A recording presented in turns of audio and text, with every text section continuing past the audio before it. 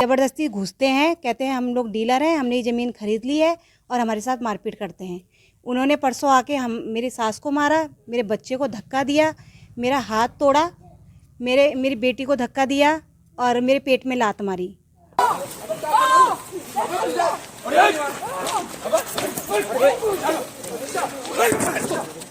क्या आपने पुलिस में कंप्लेंट करी है? जी, हमने पुलिस में कंप्लेंट की थी, पुलिस आई थी, लेकिन पुलिस ने कोई एक्शन नहीं लिया।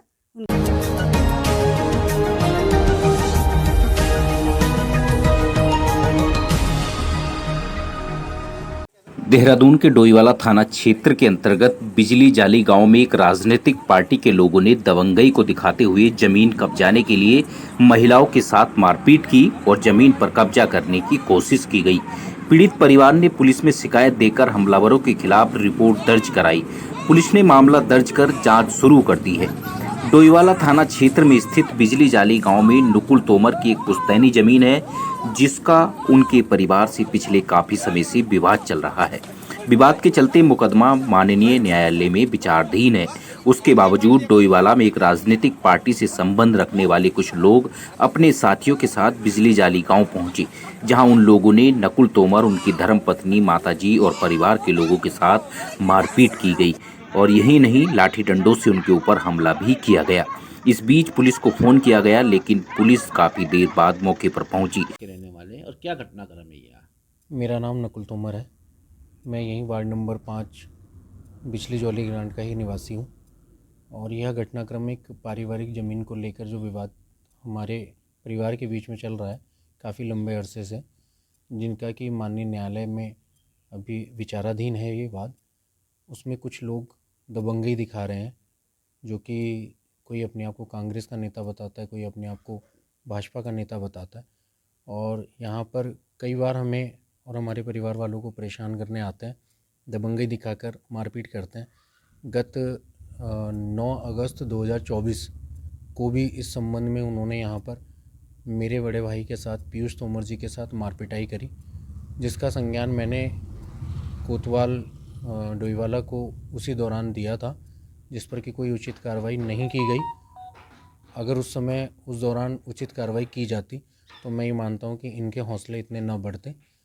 अब ये पुनः कल 21 तारीख को ये पुनः लगभग दिन में 12 बजे यहाँ पर काफ़ी सारे लोगों के साथ एकदम से आ गए और हमें ऐसा कुछ पूर्वानुमान भी नहीं था।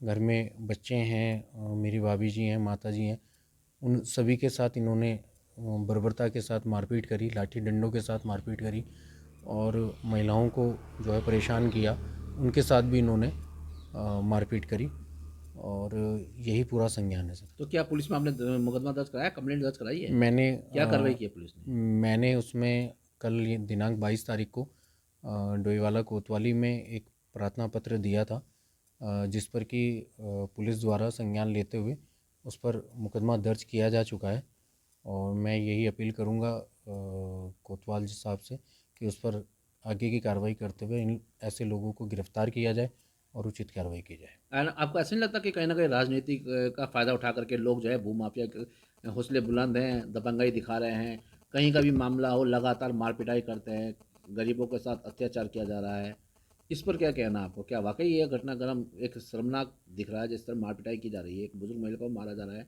एक महिला को भी मारा जा रहा है, क्या कहना है इस बारे में? जैसा कि आप वीडियो में सब कुछ देख ही पा रहे होंगे, उसमें बिल्कुल प्रतीत हो रहा है कि बिल्कुल गुंडाराज हो गया है और बिल्कुल आपने सही कहा, ये राजनीतिक परिप्रेक्ष्य से जुड़ा हुआ मामला है। यहीं पर जो डोईवाला नगर पालिका से अध्यक्ष पद का चुनाव लड़ चुके हैं कांग्रेस प्रत्याशी, ये उन्हीं के भाई हैं। कौन है वो? सागर मनवाल जी, उनके भाई हैं विशाल मनवाल और अमित मनवाल। ये दोनों कुछ लोगों को साथ में लाकर यहाँ दबंगई दिखाते हैं और भी जगहों पर इनके अन्य कई प्रकरण चले आ रहे हैं, जैसा कि हमें मिली है जानकारी इस विषय में कि और भी जगहों पर इन्होंने इस तरीके से प्रकरण किए हैं। पीड़ित परिवार ने पुलिस को तहरीर देकर बताया कि उनके परिवार वालों के ऊपर कई बार भूमि पर कब्जा करने के लिए हमला किया गया और जान से मारने की धमकी भी दी गई है। पुलिस ने बताया कि मामले को संज्ञान में लेकर जांच की जा रही है। पीड़ित परिवार का कहना है कि कुछ दिन पहले ही इन लोगों ने हमारे ऊपर हमला किया है। यदि पुलिस की ओर से उनके ऊपर कार्रवाई की जाती है तो दोबारा उनकी हिम्मत नहीं बढ़ती। आलम यह है कि भारी रसूख और दबंगई के चलते जमीन कब्जाने की कोशिश की जा रही है। कानून हाथ में लिया जा रहा है। पीड़ित परिवार न्याय की उम्मीद करता है। देखना यह है कि तहरीर के बाद पुलिस क्या इन लोगों के खिलाफ कार्रवाई करती है। मेरा नाम नंदिता तोमर है। घटना ये है कि हम लोग यहाँ 20-25 सालों से रह रहे हैं। ये ज़मीन मेरे ससुर जी की है और हमारा फैमिली मैटर चल रहा है ज़मीन को लेके, जो कि हमारे ताऊ चाचा लोगों से है। लेकिन अब इसमें कुछ ये सागर मनवाल का भाई विशाल मनवाल, अमित मनवाल ज़बरदस्ती घुसते हैं। कहते हैं हम लोग डीलर हैं, हमने ये ज़मीन खरीद ली है और हमारे साथ मारपीट करते हैं। उन्होंने परसों आके मेरी सास को मारा, मेरे बच्चे को धक्का दिया, मेरा हाथ तोड़ा, मेरी बेटी को धक्का दिया और मेरे पेट में लात मारी। यहाँ तक कि वो इतने गिर चुके हैं कि वो एक औरत को लात मार सकते हैं। वो बहुत घटिया इंसान है। क्या आपने पुलिस में कंप्लेंट करी है? जी, हमने पुलिस में कंप्लेंट की थी। पुलिस आई थी लेकिन पुलिस ने कोई एक्शन नहीं लिया उनके खिलाफ। वो गाड़ी में अंदर बैठे रहे लेकिन उन्होंने उसको ना कुछ बोला ना कुछ। तो हम चाहते हैं कि हमें न्याय मिले। माननीय मुख्यमंत्री से क्या कहना चाहते हैं आप? मैं यही कहना चाहूँगी कि ऐसी गुंडागर्दी हो रही है दिन दोपहरे, गांव के लोग आके ऐसे कर रहे हैं। ये सागर मनवाल का भाई विशाल मनवाल आके ऐसे कर रहा है, जो अपने आप को नेता समझता है और यहाँ आके गुंडागर्दी करता है, लाचार औरतों पे हाथ उठाता है, उनको मारता है। ये बहुत गलत बात है। इतने सालों से वो प्रधान रहे यहाँ पे। हम लोग बहुत रिस्पेक्ट करते थे उनकी, लेकिन उनकी ये घटिया हरकत देख के बहुत ही बुरा लगा हम लोगों को।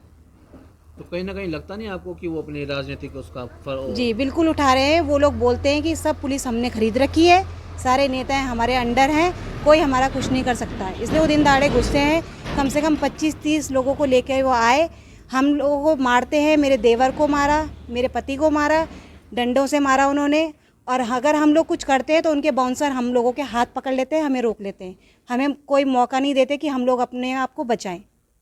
तो उनके साथ बाउंसर भी आए थे? जी सर, कम से कम 25-30 बाउंसर लेके आते हैं केवल 3-4 आदमी को मारने के लिए। हम लोग घर में 3-4 लोग हैं जो घर में रहते हैं दिन के टाइम। मेरा हस्बैंड एयरपोर्ट में है, मेरा देवर हरिद्वार में जॉब करता है। खाली हम 3-4 लोग रहते हैं घर में। और जी 3-4 लोग हैं, बच्चे हैं, महिलाएं हैं, और आके वो हमारे साथ ऐसा करते हैं। वो तो हम लोगों को किसी दिन मार के चले जाएंगे और दिन दोपहर धमकी देते हैं कि हम लोग बंदूक से उड़ा देंगे। नाम क्या और क्या हुआ था ये? मेरा नाम परमिला। क्या हुआ था? और क्या होना था, बच्चों को मार रहे थे, मार पिटाई कर रहे थे, झगड़ा कर रहा था। कोई तो गुंडागर्दी लेकर आई है। 2 बार है, वो पहले भी आए, अब भी आए। सुशीला लाने वाला, सुशीला मेरे देवर भोजपुर से। कौन कौन थे आने वाले? बहुत थे, 4 गाड़ियां थी भरी हुई। किस लिए मार पिटाई हुई? खेती के मारे वो, क्या करते वो लोग? जमीन के बारे में। हमारी जमीन, हमारी जमीन, यहाँ पत्थर भी घेरे, गेट ईंट भी घेरी हैं, कब्जा करने को तो उन्हें कब्जा कर दे के। आपके साथ भी मार पिटाई करी? हाँ, तो आपने पुलिस में कंप्लेंट नहीं लिखवाई? भैया ने करी फोन पुलिस को, पुलिस आई। कौन कौन लोग थे जो मार रहे थे? अब मुझे पता भी नहीं, नाम भी मुझे पता नहीं कि कौन कौन थे वो। बहुत थे वो। कोई तो ये लेकर रखे थे, मोटे मोटे छंटे डर लेकर। जो मेरा बच्चों को कुछ हो गया ना, तो वे पकड़े जाएंगे। उत्तर प्रदेश और उत्तराखंड की तमाम छोटी बड़ी खबरों के लिए देखते रहिए समाचार उत्तर प्रदेश उत्तराखंड, खबरों की दुनिया। जुड़ने के लिए चैनल को सब्सक्राइब करें और लेटेस्ट न्यूज अपडेट के लिए बेल आइकन दबाएं।